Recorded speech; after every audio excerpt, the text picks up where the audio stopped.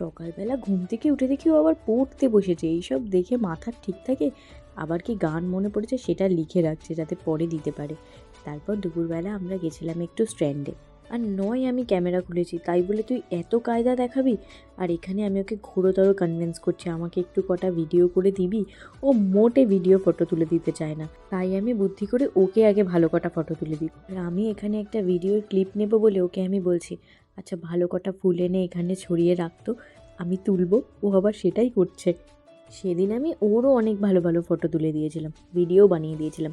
আর ও যখন আসে ওর ব্যাগে ছোট্টখাট্ট একটা সংসার নিয়ে আসে, সেটাই ওর মনে পড়েছে যে আমার ব্যাগে তো সব কিছু আছে। তাই জন্যই ও আবার সাজতে বসে গেছিলো। আর আমরা 2টো থেকে 5টা 5:30 অবধি ফটো আর ভিডিও তুলে গেছি। তারপর বাড়ি এসেছি আর ওর ফোনের সব কিছু ডিলিট করছেন। বাড়ি ফিরে মোমো খেয়েছিলাম, রাতে আবার বিরিয়ানি হয়েছে, তাই জন্য আগেই একটু টেস্ট করে নিয়েছিলাম।